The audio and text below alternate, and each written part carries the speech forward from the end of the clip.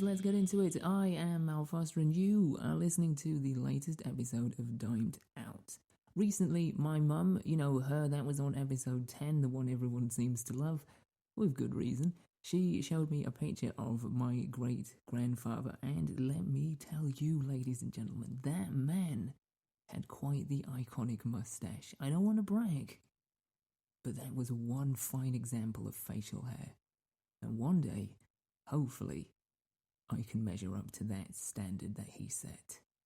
In other news, I've been thinking about the show quite a bit recently, and I've been thinking about how I start each week off by calling you all lads.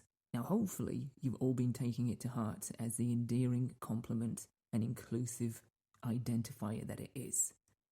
But maybe we need to switch it up, maybe we need to change it to something, maybe all of you out there listening need a group name. I mean, Beyonce has the Beehive. Taylor Swift has her Swifties. Katy Perry has her fans. I don't know what she calls them. The point being, it seems that every icon in the entertainment industry has a name for their dedicated followers. And that's what you are. You are dedicated followers. As if I was forming a cult.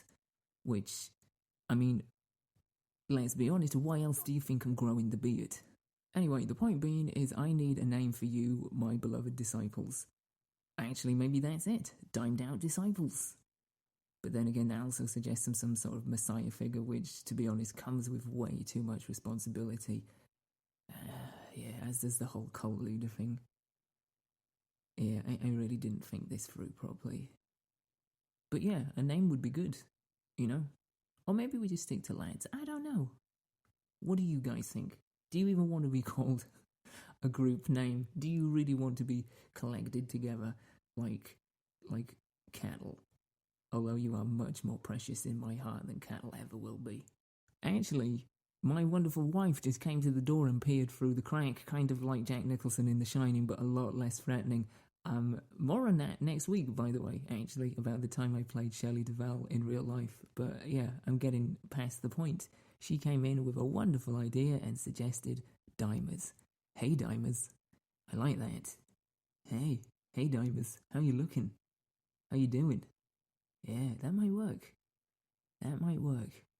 Anyway, this week's episode is the first of two conversations with somebody that started off life for me as a colleague and then quickly became a true friend, somebody that I have so much time for, somebody that I have missed greatly during this whole pandemic nonsense, and who it was just an absolute joy to get to see and speak to again for the first time in like 4 months. That is the situation. When this interview starts, it's the first time we'd spoken and seen each other for about 4 months, so it was an absolute joy. Andy is a wonderful human being, and one of the reasons that I just became fast friends with her is because of what she has referred to in the past as her disgusting transparency, which I absolutely love. That's what this show's all about. Just disgusting transparency and honesty and realness.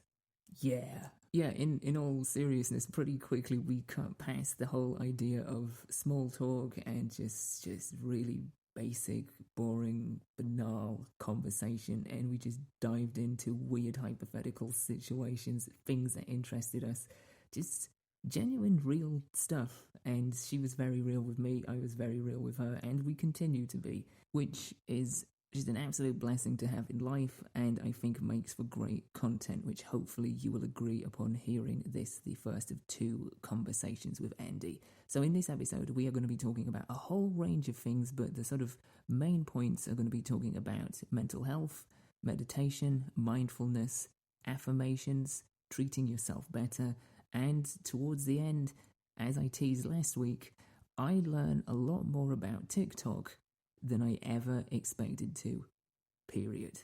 Anyway, here it is. This is me talking with Andy about a whole smorgasbord of interesting stuff. Hope you enjoy it, and I will see you guys on the other side.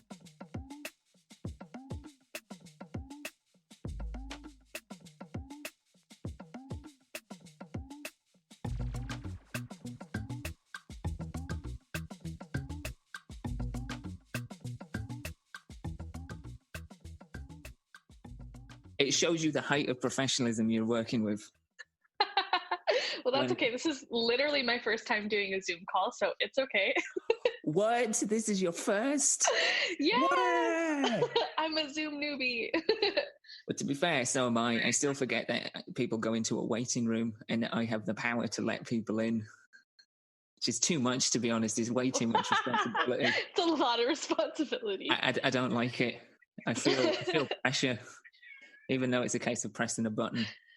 Oh, was that your cat that I just heard? Yeah, she's yelling.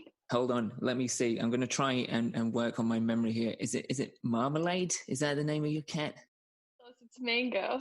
That's it. I knew it was a food-based thing. Really close. Hey, that's not bad for me. I will take that. So I will start with what I've actually started with a number of people, and that is, how are you doing at the minute, like right now? I am on vacation at the moment, so I'm doing pretty good. Yeah. Pretty well. Pretty good. I've locked myself inside, and that's always good for me. I'm an introvert, so. Mm-hmm. For me, the whole lockdown aspect wasn't that daunting. I know a lot of people kind of wigged out a bit, and understandably, but for me, it's been, for the most part, it's been all right. I had a lot of practice doing this last year because I couldn't go, and this is the thing, I'm finding it now, even if I wanted to go somewhere, I can't, because it's hot as hell out there. And I cannot deal with that. So when it came to sort of the mandatory thing of, well, you know, everybody should be staying in as much as possible, I was just like, that's fine. I wasn't really planning on doing much anyway, so yeah. I was kind of worried that I would get restless, but it still hasn't happened. And this is what, month 5? Mm-hmm. I still feel compelled to stay indoors, especially now that it's 114 degrees outside. It's insane. It's insane. How long have you lived here? My whole life, so 29 years. Have you got used to this outside? Does this ever become something you acclimatize to, or is it always just hateful? It's hateful until the point where the season is going to change. That's when I find myself used to it, and I'm like, oh, this is okay. And then it's cold, immediately so cold. So by the time it's out the door, you're like, oh, it's okay now. Exactly. Happens every year. Wow. See, I was hoping that you were just going to be like, yeah, it takes 2 years and then you get used to it, but no. No, and it's only getting hotter. Anyway, I don't know why I'm talking about weather, because we've talked and we've texted beforehand about not talking about weather, and yet here I am in the most British fashion actually asking you about the climate. No one came here for the weather. You all got an app on your phone for that, if you're that interested. But in general, you're doing all right at the minute. I'm doing well. I'm really trying to focus on improving my life. Like, definitely quarantine has given me a greater perspective on who I am as a person and what I need to function properly. Mm-hmm. So really having this much downtime has allowed for a lot of introspection. So that's really nice. Okay. So what have you discovered in that sense? So what is it that's emerged or come to the surface? I have definitely been allowed to be more honest with myself about the ways in which I lack. So like, I am a very anxious person, so I actively avoid basically everything at all costs. So I am pushing myself in my workplace and with people that I love to have hard conversations that aren't comfortable for me, and kind of realizing that the things that I find uncomfortable are very uncomfortable for everybody else. So I've learned to be more patient with myself, ways to pull myself out of situations in which I would be avoidant, things like that. That's kind of what's going on. So you feel like you are allowing yourself to confront things that you probably would have just purposely avoided? in the past a little bit more now. Absolutely. Is that working out for you? It's a day by day thing. Some days are super, super good days. Like the other day, I actually allowed myself to leave my house. I went and checked my P.O. box. I dealt with adult things. Mm-hmm. And that was a really good day. But some days I don't talk to anybody, or I don't pick up my phone. I don't deal with anything. So it's kind of a day by day thing, and just learning how to deal with the bad days. Right. Do you find, because I do, and I have, and as much as I said that I've been all right during all of this, there have been points where I do find myself, and I think it's more of an amplification of my own natural state, to become detached from stuff. And it's not that I don't care in a malicious way, or that I've just, because I can be a little bit misanthropic. I can be like, I just don't want to deal with anybody. Just people are too much of a headache. But at the same time, there's this, like I've always said, that inside me there is like a raging misanthrope and just an eternal optimist, and it's just like an old-timey pugilism fight in my brain. And it's like, who wins? The person that actually wants to like people and see people do better and find the good in people, or the part of me which is like, no, people are morons. And so that constantly goes on. But I find that in this situation, I have become more detached from just caring about stuff. And it's a coping mechanism, and it's kind of like a survival tactic. But at the same time, it gets to a point where you realize, wow, I've just become incredibly numbed to just about anything. And it's funny you talk about confronting things that you would normally avoid. Recently, I've unloaded a lot emotionally at home about things that just stockpile. I tend to just kind of ignore things and are just like, it's okay, it's not that big a deal. And it's like little increments, it's like little incisions that you don't realize how much damage is doing until you get to a point. And then, it all floods out, and it's just like, wow, I should have probably talked about some of this a little earlier before we got to this point. Exactly the same way. That's what I'm going through right now. So many tiny traumas in my life that I just let grow and fester, Mm-hmm. that end up hurting so much more than if maybe I had asked for help sooner. Yeah.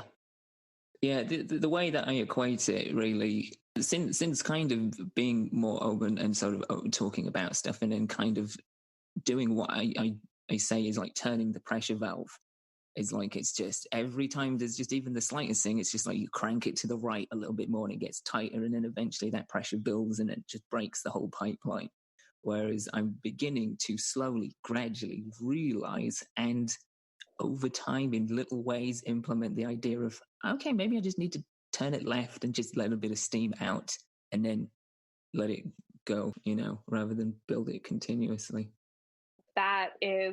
I find that if I'm at that point where my pressure valve is turned so much to the right that it's just built as far as it can, all of the little things bother me and come out. Yeah. So trying to find healthy ways to deal with that don't affect those around me. Because I find myself, I'm a very positive person naturally, but I do find myself, when I'm in those negative moments, bringing people around me down. And I don't want to do that. Yeah. So for me, this journey has been all about learning what I can do to keep that from happening. Otherwise, it just gets really nasty and people think I'm a terribly negative person, and I'm not. I'm just irritated. So what have you been doing to help with that? Like, have you been doing any particular exercises, or is there sort of like a vessel that you can pour these into, or like a way to transfer this, or like what have you been doing in like a sort of practical sense that's helping you with this? One big thing that I've been doing is kind of sitting with my ugliness a little bit, if that makes sense. Sure. What I do sometimes is I like to go to Cameron Park, and I will do some sort of stretching while listening to a meditation, or nothing at all, and just kind of sit with it. And I find that if I feel how I'm feeling in its entirety, I'm able to recognize those things and manage it better in the future. I also have been doing this thing that really, really helps, that I'm super, super excited about. I told everybody at work about it, but I like to get to work 10 minutes early, because like those situations can be very triggering for me. Like when I'm around a lot of people for an extended period of time, So what I do is I get to work like 10 minutes early and I just sit with myself and think about my affirmations, or I do deep breathing and just kind of set my intention for the day. And it helps me to be more responsible with my actions. So that has been helping a lot. I think intentions are everything. Yeah, oh, absolutely. Whether it's to yourself or you're like outwardly projecting it. I'm not a prayer person. I'm not a spiritual person or a religious person, but I understand completely why people do it in the sense of good intentions. When people pray for other people, it's never worked for me. It's not something that ever will work for me, I don't think. But at the same time, I totally understand and see the humanity behind it, because they're actually in their own way projecting intentions outwards in a positive fashion. So I get that. But yeah, intentions definitely. I'm curious about your affirmations. What do those consist of? Do you have any you want to share? Nothing really in particular. Well, actually, hold on. I do have a little journal that I write things that I'm grateful for in, but it turns into more of affirmations. This one that I wrote a few days ago, it's just 3 bullet points that I said to myself. I have everything I need. I can survive anything and thrive. I can take care of myself even when I want to harm myself. And those are just 3 things that in that moment I needed to hear from myself. Yeah. That I can be okay in any situation. Right. So yeah, just things like that. Whatever I need in the moment, it can be anything. See, I think that's really good. I think it's good to have a root free. I think those are actually 3 incredible ones to have. And especially if anybody is of the mindset that they can catastrophize. I'm a lot better. I'm a lot better at detaching and not giving a shit about most things. But there are things where even like the smallest thing, I'll just blow it up and be like, oh my God, well, this is going to happen. Gosh, yes. And I feel like something like that, an affirmation that can, as you say, kind of get you through whatever, is a good sort of anchor on a hot air balloon that is just like shooting off, and you just feel like there's no way of bringing this back down to earth. That happens to me so often. I will have one thought and it just branches off into the most disgusting possibilities. Yeah. Like, no, I read this thing the other day that was like, would you talk to your friend the way that you talk to yourself? No, like, not in a million years. Yikes. That was really polarizing. Yeah. So that helps. But are you finding they are helping? Like, just in a general sense, having those affirmations to, as I say, sort of keep you grounded. Do you use them each day, or is it something that you just break out when you feel you need to? Like, how frequently are you using them? Pretty much every day, whether it's written or just in thought form. Mm-hmm. Some days it doesn't work. Some days are definitely harder than others, but sure, of course. Most of the time, it really helps to just. Mindfulness is so hard to learn, especially in a world where we can just like pick up our phones and do whatever. And it's like, it disappears. It's there one moment, it's gone the next. So like mindfulness is an everyday thing that I'm working towards. So I definitely have to use it every day. It doesn't always work. Well, as you say, some days are harder than others, and some days all your good intentions can just find themselves up against really tough competition. But it's the intent. One thing that I've learned personally over the years is there's so much emphasis put on the idea of success and the idea of intention, and the attempt, the try, is often overlooked because it's for like overshadowed by the sense of, well, did it work? And it's like, well, no, not in the expected way, but it worked for me because I felt like I did something towards making it work. I used to beat myself up so much about not finishing things, which is like a massive flaw of mine. I'll start things and I'll never finish them. And it used to be such a problem because I'd be like, you're an idiot. You can't obviously finish it. You've got a good idea and you can start it, but you can't see it through. I am still doing that, but less now because I'm seeing more value in trying and actually using my time to do it. And even if it doesn't work, I feel better because I've at least tried and not just gone, I wish I'd done that. Our society focuses so much on the end result, the product. What did you do? What are you worth by what you do? It's not about that. It's just about trying. You have to try. Absolutely. So I think focusing more on that is very important. Sure. I think it's important for your own personal health, mental health, but also your own personal growth as well. You know, it not only helps in the moment and from day to day, but it helps in long term, you know, in terms of actually getting better as a person and getting better at things. Nothing happens overnight, and sometimes things just don't happen, period. But, you know, I would always rather fail and still be able to say, well, at least I gave it a shot, than just fail and be like, well, I didn't even try. And I think that is hopefully something that's becoming more of a mindset with people having more time during lockdown, that they're seeing that, you know, we have limited time. So why not implement it and try, than just let it fall away? I'm curious about mindfulness, because we did talk about this briefly before we started recording. How long is this something you've been interested in and like actively practicing, and what else have you done in terms of mindfulness, and what have you so taken from what you've done so far? Probably since the beginning of this year that I've been working on this. I actually listened to a podcast about it, and it kind of opened my eyes about how a lot of my actions come from impulse rather than actual mindfulness. Things that I've been doing, I'm trying to think. Sorry, I forgot. What were the other two questions? I forgot myself, to be honest. It shows how on point my own mindfulness is. Just basically, what have you been doing in terms of mindfulness to sort of harness the core concept? Because from my understanding, and I did start reading a book that my mum bought me. I haven't finished it, but it's actually very interesting, and it gives you little exercises as to, as you say, like not constantly use your phone. I think as a society, we are too embedded in technology, and it's a wonderful thing because it gives us so much access to information we wouldn't have. But there is just this constant magnetic approach that, well, I've got 20 minutes before this thing is happening. I'll just check my social media. I'll just check this. I'll watch this thing. And I'm as guilty as anybody, but I am trying to kind of put the phone down more and just be like, well, just, I don't know, just be.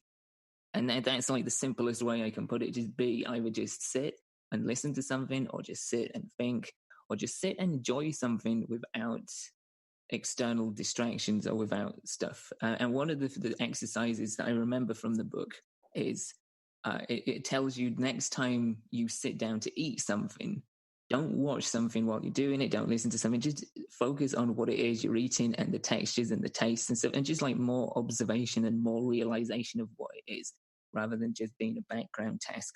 Kind of for those few minutes, focus on that and put it completely to the foreground. And as I say, just concentrate on the texture, the smell, the taste, what it makes you think of. Does it remind you of something somewhere? Have you had it before? What's your experience with it if you haven't? That sort of thing. I like that. That's a really good tip. That's something I could definitely implement in my life.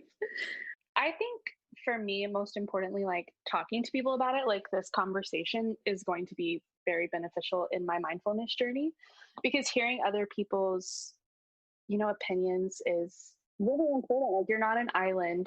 You need people's help to grow and become a better person. So definitely I've been doing a lot of that, trying to put my phone down more. I've also been reading. That helps. Okay. I have ADHD. So I feel like a lot of time mindfulness means meditating, which I do, but it's almost impossible for me to do it for an extended period of time because my brain is a million places at once. So what I do is I try not to gatekeep what meditation looks like.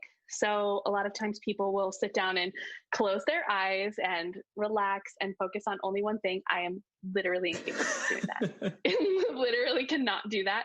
So I'm always doing something else while I'm doing a meditation. Usually it's exercising. That helps a lot. And just knowing that I can do it anytime and anywhere. Like, I have the Headspace app because I get it for free through my work. Mm-hmm. It's nice. I will do one on my way to work. I'll do one on my way home to decompress from the day. It doesn't have to look, mindfulness and meditation don't have to look how you see it on Instagram. Right. You can tailor it for yourself. Yes. I love that. And I'm stealing that.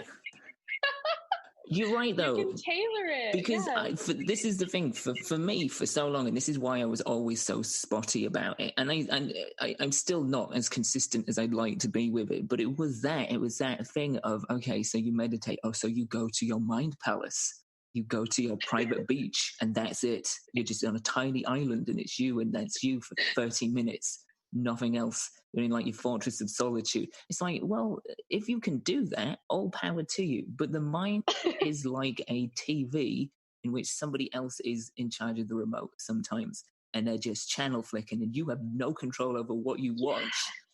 And that can be, for me, meditation. For me now, I've changed my perception of what it is to meditate. And it's, I will go and I will lay down for 20 minutes, 15 minutes, 20 minutes, whatever. And it's just like, well, this is it. I'm just detaching. I'm closing my eyes. I'm just letting whoever's got the remote put whatever they want on. And I can try and guide it. And the more I try and force it to stay on one channel, the more frustration it builds up and the less effective it is. Whereas if I just go in and I'm just like, I'm not thinking about anything in particular, and I'm just letting my brain tell me what I need to think about in this moment. And that works so well for me. But you bring up such a good point, because there is this amazingly tailored to perfection aspect of what meditation should be. And it's like an Instagram post, and it's just like, it's not like that. It took me a long time to figure that out, because that's the template that I was working towards. And it's just like, it doesn't have, it can be.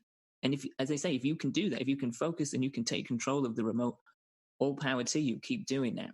But if you can't, don't give up on it, because it's not supposed to just be that. It's supposed to be whatever you and your brain needs in that space of time.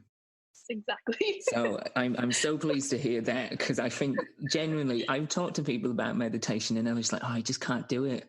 I just can't concentrate. And I'm like, that's fine. Some days you can't. Some days you are preoccupied, but you just have to let your brain talk to you. You have to let yourself talk to yourself. And for me, that's what it is now. Meditation is like when I can do it each day, when I can actually, and this is the thing, there is no reason for me not to, because it's 15 minutes a day, but it's 15 minutes of me just talking to myself.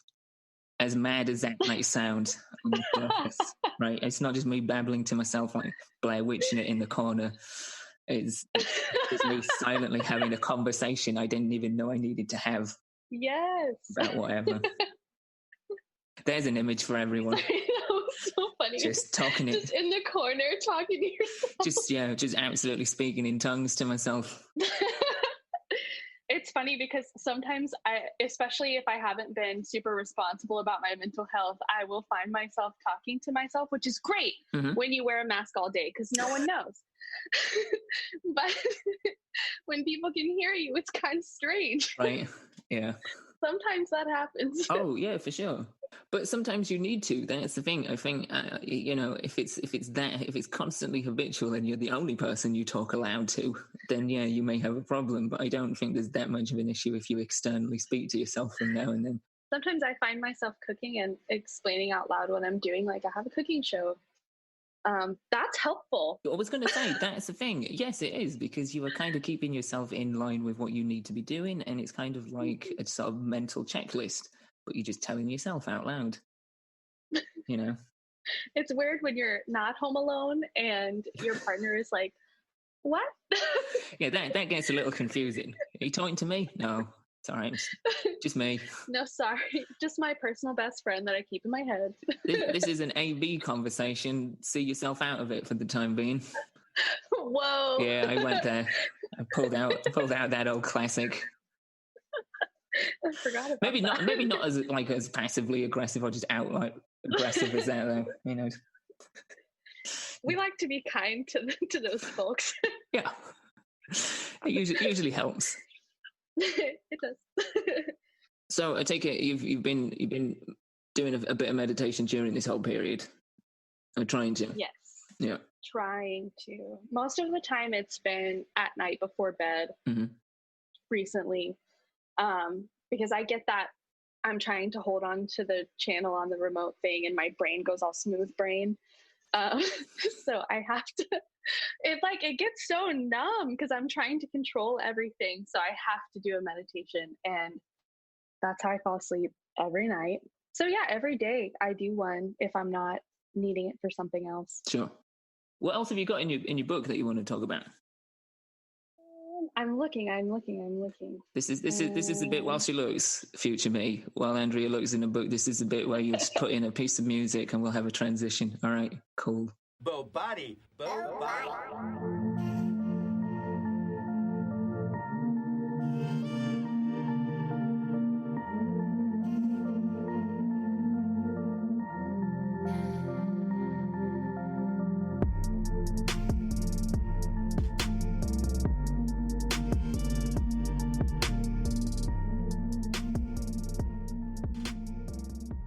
What have you got in your book? I think I've said everything except for the thing that I am still learning. Okay, all right. So what is it that you're still learning? How to pay attention to what I am consuming into my brain via social media or what other people are telling me. Okay, that's interesting. Yeah. So I find myself being hypercritical of myself based on other people's perception of me. Sometimes people will judge my appearance, like my hair is pink. People don't like that sometimes. Well, they're wrong. So I internalize, right? Exactly. It's beautiful. Damn right exactly. It is. On point. I find myself internalizing other people's opinions of me, which is probably the most frustrating thing to me. Sure. I even find myself when somebody says, "Oh, I don't like this about you," I'm like, "Yeah, I know. It's not that great. It's okay." Why? Why do I do that? Like, yeah. And I don't know how to stop, but I'm working on it. Good. Because I'm proud of who I am. Yeah. I'm happy with the way I express myself. So I shouldn't let other people tell me how to feel about myself. Hell no, you should not. Also, on the internet, especially with what's going on in the world right now, finding myself consuming loads and loads of negative content makes me feel really negative and crappy. Yeah. So I am still learning to monitor that and balancing it with my feeling of responsibility to be informed about what's going on in the world and how to make those happy together. It's a tough marriage to bring together because you do, obviously, with the ever-changing structure of what we're living through, you do want to be informed. You want to know what's happening. You want to know where governmental agencies are with certain regulations. You want to know what's happening in terms of like the science of what's happening. But you do that, you keep yourself informed. But and I'm just speaking from personal opinion, like when you go down news cycles, it's so easy to find yourself lost in comment sections for articles and videos and stuff and posts. And then from then it's just like, and again, speaking from my own personal perception, and experience, is that you find this and then you're just like, right, now my attention is attached onto user 6196. What else have you said that's a bunch of shit? What other hateful things have you been posting? And then it's just like you find yourself consumed in that and you go down several little rabbit holes. And it's just like you have to catch yourself or try and catch yourself. And I'm doing better at it, but still it happens. But you find yourself, and as I say, catch yourself and you're like, why am I doing this? This is not a constructive use of my time. I always try and create a sense of discourse or talk to people first and foremost, because I think that's the way anybody should be approached. No matter what your different opinion is, there's room to talk. There's always room for conversation. But I'm learning more and more that some people are just stuck to their side of things, and it's just like that's who they are. I've also been trying to come to terms with that exact thing. Like, it's not my responsibility to educate hateful people on how to not be that way. Mm-hmm. And I can't spend the rest of my life trying to do that. I can't spend the rest of my life fighting with people on Twitter or Facebook. Do you find you've done that? Because I will put my hand up and say that I've done that. And admitted, like, at times, if you get a particular soft-boiled egg that just deserves a scolding, it's great when you can just fling facts at them and it just shuts them down. And there is a weird sort of narcissistic, nasty side. And I kind of like that, but I kind of don't, because it's just bringing me down. It's like, dude, you're better than this. You know? Some days I find myself in that mood. I'm like, I have the time. Let's do this. Oh, you want to go? Let's dance. I'll load up the silo and I'm going to drop truth bombs on you all afternoon. But I just can't. I want to so bad, but I've stopped myself many a time. Yeah, and that's the right course, I think. It really is. Because why waste your time and energy on something and some people that simply don't deserve it? And that it's going to make no difference to the end result. They're going to leave that conversation probably, maybe in some cases, even more fueled with the belligerence they showed in the first place. So all I can do is just promote people who are using their voice to do that and have chosen to teach where I can't. So yeah, it's very helpful. That is the helpful thing. That's the helpful way to go. It's the right course, I think, to take, is to take that energy and time and effort and use it to amplify voices that are doing good, that are speaking truth to power, that are intent on making a positive difference and not trying to discredit or distract.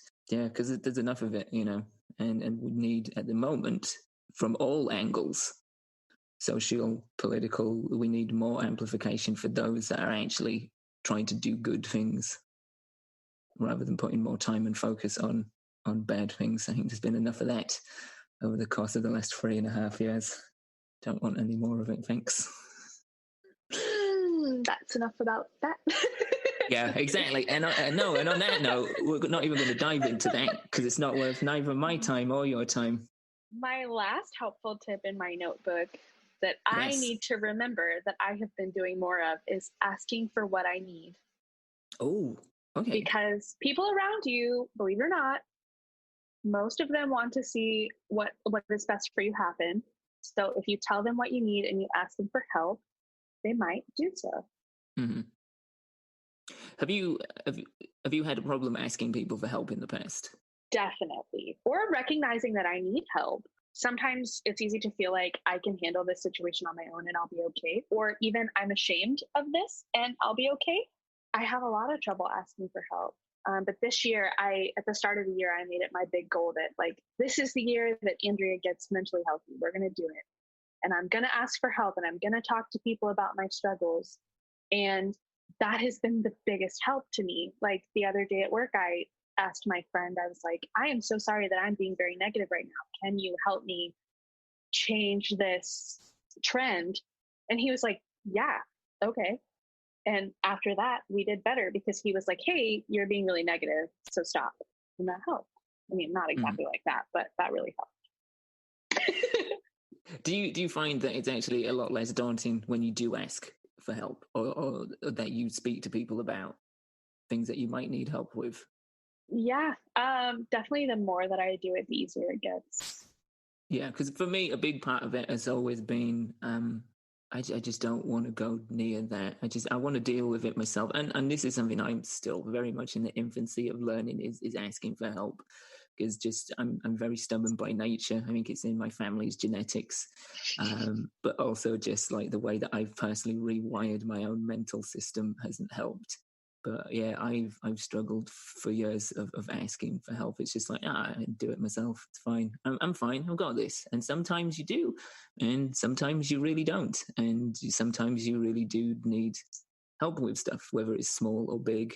But yeah, that's something I'm trying to get around to doing more. But I think in the few instances I've done it, it's not as bad as I've catastrophized it. I've made it seem like it's a bigger thing to ask. And when you do ask, you just kind of like, waiting for the result. And then it's just like, yeah, that's fine.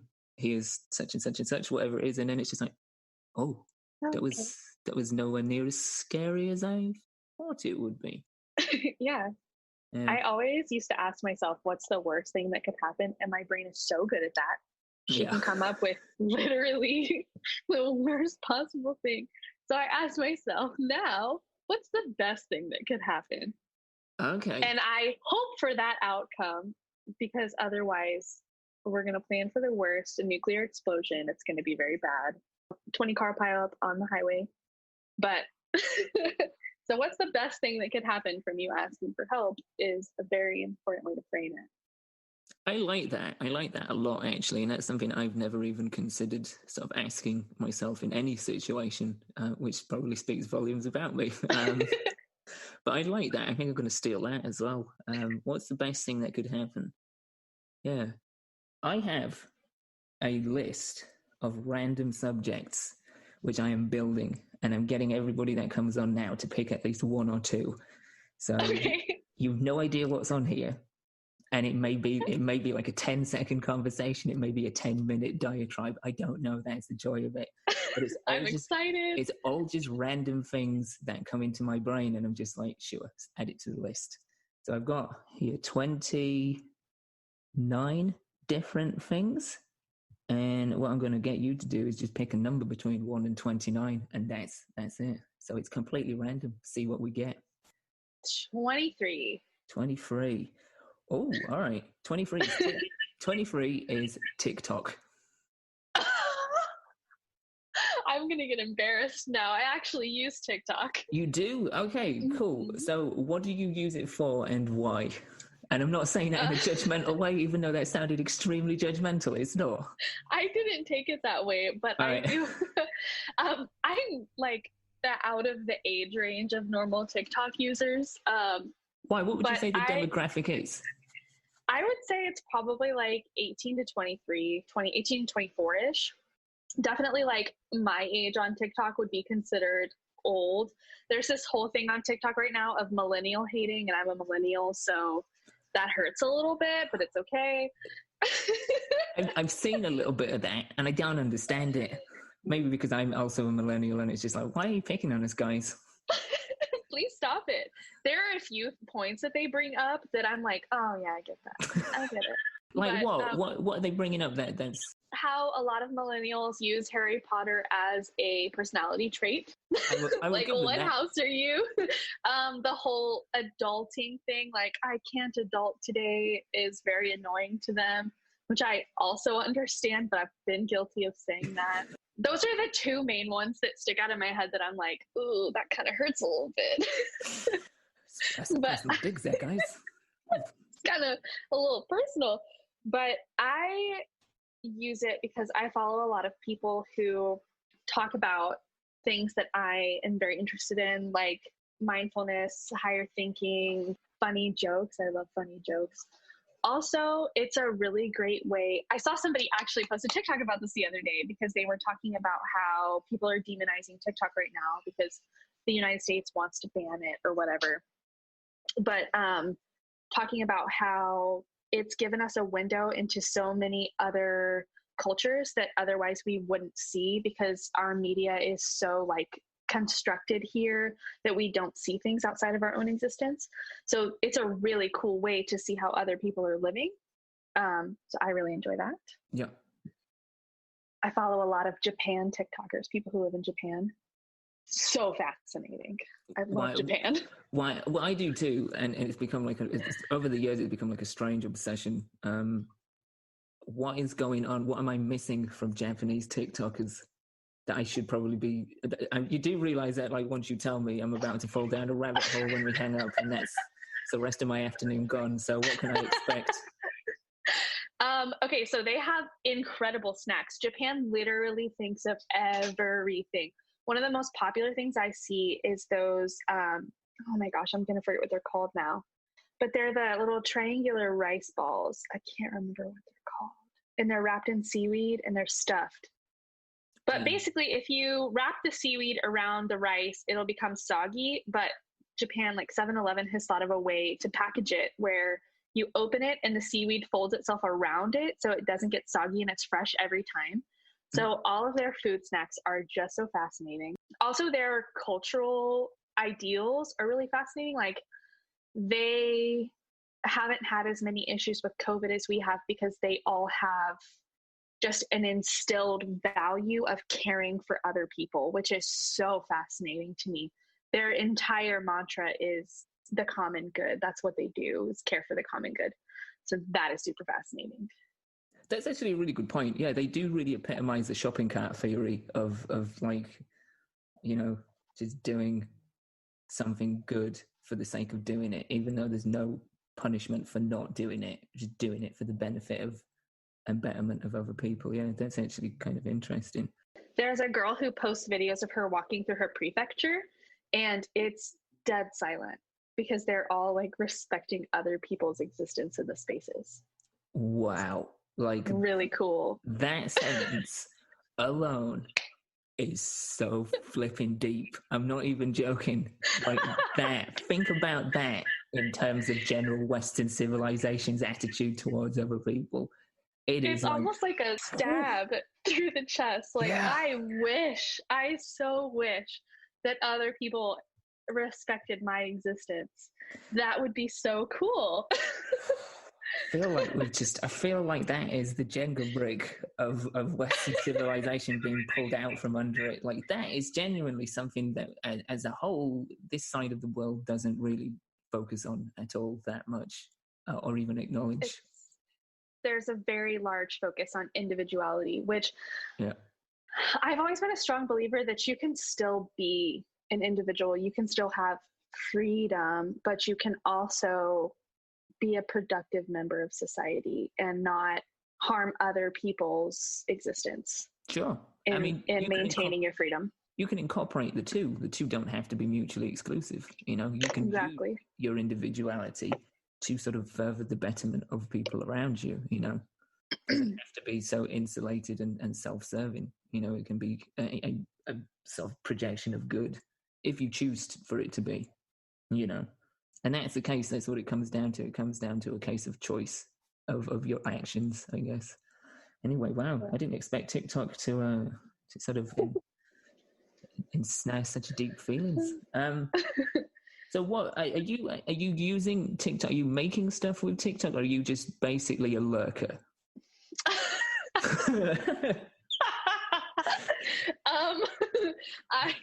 I'm a lurker. No, it sounds so shady. That's how I feel on Reddit.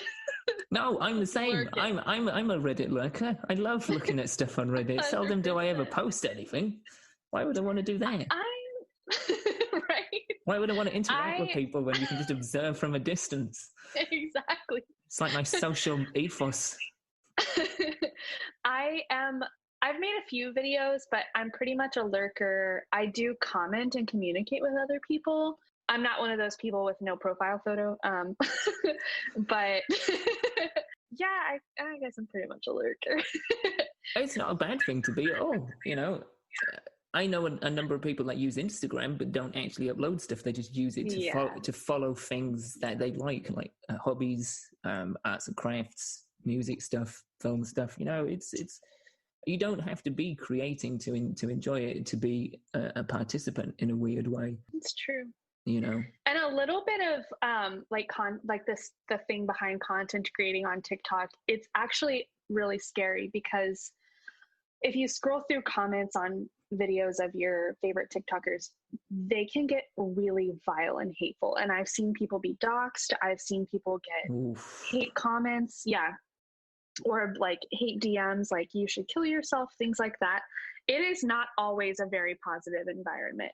There's this joke that there's many different sides of TikTok. There's like the alt side, the straight side, like dark TikTok, like POV TikTok. There's just all of these different sides, and they all each come with their own different ramifications. And some of it is pretty ugly, which sucks because it could be such a good use of space on the internet. But wow, I genuinely, and I'm not being funny, I feel like I am actually learning more about it. I had no idea there was like subcategories.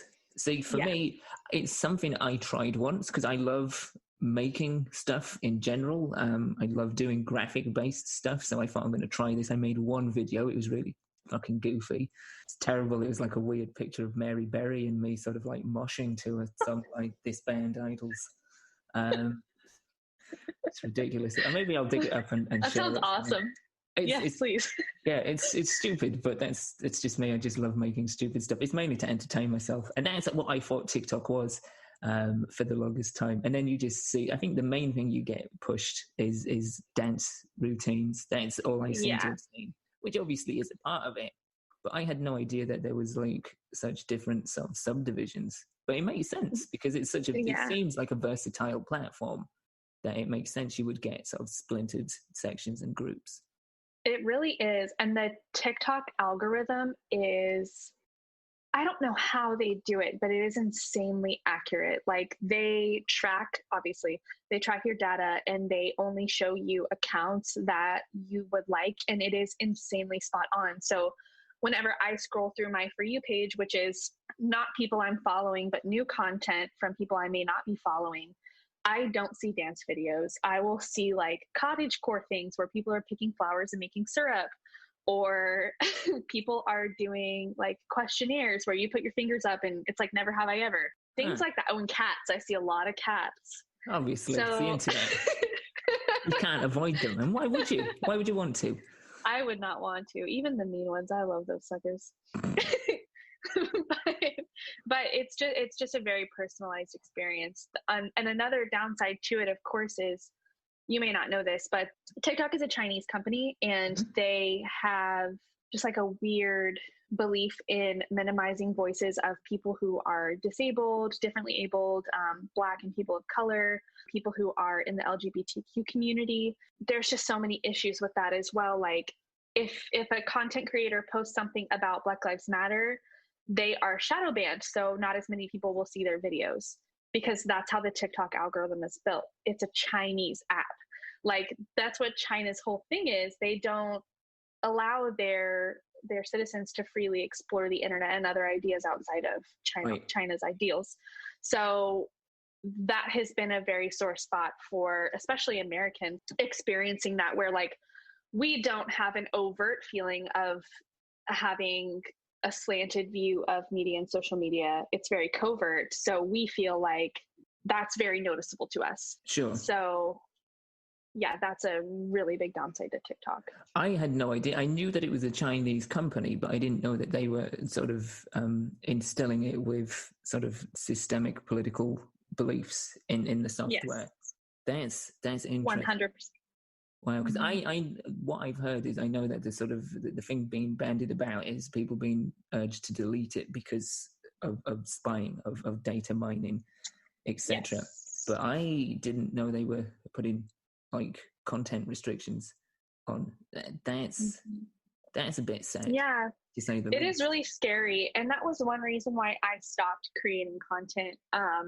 Was because I wanted to have the ability to not allow it to have access to my microphone, not allow it to have access to my camera, because I was seeing people post screenshots of, you know how on your iPhone you can look at app usage, what the app has done in the last 24 hours. Yeah. People showing that when they weren't using the app was accessing their data, which is really scary. Oof, yeah. And I see a lot of people on TikTok talking about it, but I think it's important to understand what you are putting on your phone to allow it to access your data. That's a risk I take, and I understand that risk, but maybe like a younger person would not understand it. So I have all of the data turned off on my phone for that app. Does that do anything? I don't really know, but that is scary. Like that an app can do that. It's why it's been banned in a lot of countries. I didn't know that either. It's a number of places have actually just outright banned. Actually banned it. Yeah. I wish I could remember exact countries, but that was one of the reasons why people were afraid that America was going to ban it for a while, even though I don't think they would. I've seen some speculations that it would take away from our freedom of speech for them to ban the app. I'm not sure if that's true or if it is even possible to ban it, but I wouldn't say that would fall under that. You know, I would agree. You still have the freedom of speech. You just have to use a different platform for it. Right. You know, it's not like it's coming around and actually putting like masking tape over your mouth. It's just saying you can't. And it's wrong that they funnel that out and censor, particularly like awareness for movements that we're seeing right now, and for groups that really are seeing more momentum and are seeing more support and more encouragement. And that's a wonderful thing to see. So to see that restricted is terribly sad, to see that they put those restrictions on. But that doesn't mean you can't take those messages, those things you've created, and place them elsewhere, you know? So I don't know if I would sort of say that falls under a restriction of freedom of speech.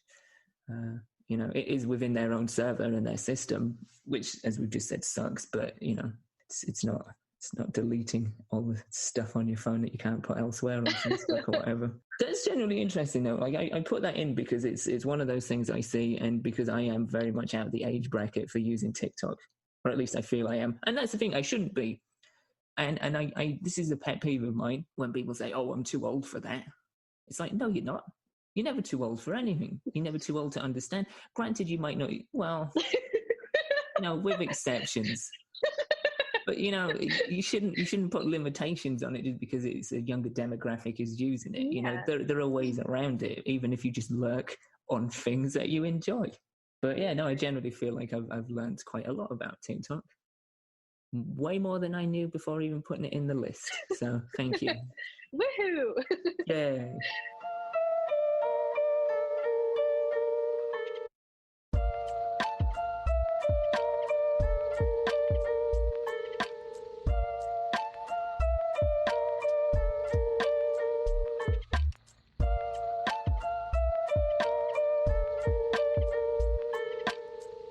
You see here, kid?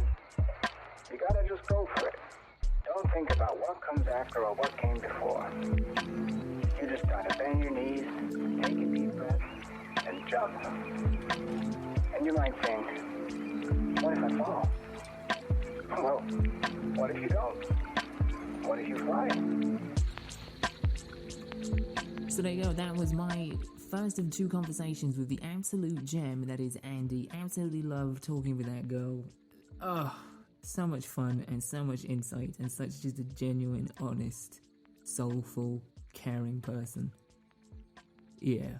Can we have more of that, please, world? 2020, more of that energy, more of that vibe. That's what I want. That's what we need. If you enjoyed that conversation, and let's be honest, there's absolutely no bloody reason why you shouldn't have, then you're going to really enjoy next week's. Maybe just as much, maybe a little bit more. I don't know. It all depends on your taste and where your interests lie. Next week, me and Andy are going to be talking about true crime, why she loves it, why so many people are fascinated by it. We're talking about paranormal stuff, spooky things, creepy things. We're talking about cults and murderers, specifically Ed Gein and Heaven's Gate. And as I teased at the front end of this show, I talk about the time that I actually played Shelley Duvall's character from The Shining in real life, kind of, almost, when an absolute... Well, actually, do you know what? I'm not going to explain any further. You've got to wait for next week to hear that story. But it's a true life anecdote, and it's pretty crazy. Speaking of crazy, you'd have to be crazy not to subscribe to this show if you haven't done so already. If you haven't, it's okay. It's going to be okay. You can remedy it. You can subscribe to us on whatever podcast platform you get your podcasts from. And as an added extra, if you haven't yet, and your podcast provider does allow you to give us ratings and reviews, you can and should do exactly that. That would help us out enormously. Subscribe, rate, and review. Those are your free corner pieces, except a corner usually has 4, so that would be, tell a friend. There you go. Subscribe, rate, review, tell a friend. The 4 cornerstones of support for the show. You can also get in touch and interact with the show over at facebook.com/dimedoutpod, and that has all the show stuff, all the episodes, extra little bits and pieces, little fun nuggets or fuggets as we call them. And one particular fugget that we really like here is the bonus live stream. Happens on Fridays at 12:30 p.m. Central Time, and that is 6:30 p.m. GMT. Usually about half an hour long. We kind of touch upon one of the themes, the topics, the subjects that's come out from that week's episode, and just kind of dig into it a little bit deeper. As I said, a lot of fun, it's interactive, and it's definitely something you might want to check out if you've been enjoying the show. And on that note, Dimers, that's it for this week. Hopefully you've enjoyed it. If you haven't, I don't want to hear about it, frankly. I'm off to cultivate my moustache to the point where it's worthy of my great-grandfather's heritage. As for you lot, well, look after yourselves, look after each other, and until next time, keep it dimed out. Oh, actually, before we go, properly go, there is a piece of transitional music from this episode that I was working on and that I enjoyed putting together so much that I made a full-length extended version, as I have done with a few other pieces, which at some point I'm going to make into some kind of EP or something. I'm going to put together like a compilation of some of the tracks that have been made by me for the show at some point. But for the time being, this is Bow Body, and it started off life as just a simple track with a few samples of Creed Bratton from The Office, because Andy is a super fan of The Office, as am I and my wife and anybody else that has good taste is. But I enjoy putting it together so much that I made a full version, and there is an actual music video for it as well, which you can find on YouTube if you search for Dimed Out, or you go to the Facebook page for the show. You'll find it there as well. Anyway, in the meantime, this is it. This is Bo Body. It was just really fun to make, and it's really stupid, but just cool. Yeah, it's a banger. What can I say? It's an absolute banger. Bo Body. Bo Body.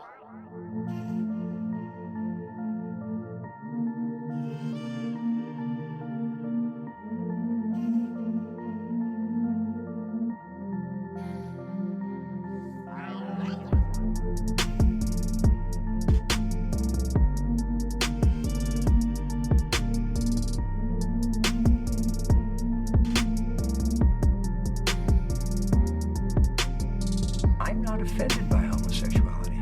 In the 60s, I made love to many, many women, often outdoors, in the mud and the rain. And it's possible a man slipped in. Would be no way of knowing. Creed Bratton has never declared bankruptcy. When Creed Bratton gets in trouble, he transfers his debt to William Charles Schneider. Everything's cool, dude. Just pretend like we're talking until the cops leave. If I can't scuba, then what's this all been about? What am I working toward?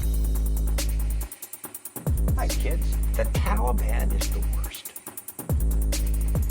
Great heroin, though. Codeine, Vicodin, Percocet, fentanyl, OxyContin, Halidone. Let's put a smile on that face.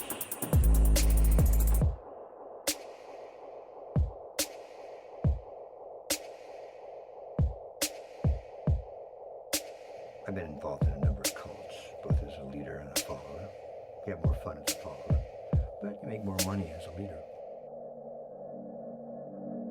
Hey, brah, I mean to ask you. Wahrscheinlich Kosten stammen die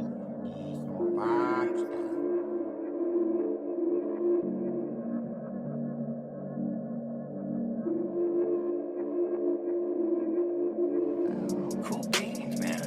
I live by the quarry. We should hang out by the quarry and throw things down there.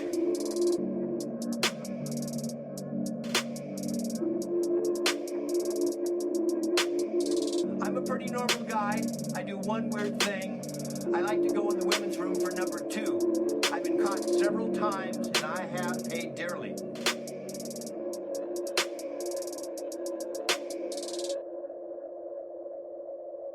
I want to do a cartwheel, but real casual, like, not make a big deal out of it. But I know everybody saw it. There's one stunning, gorgeous cartwheel.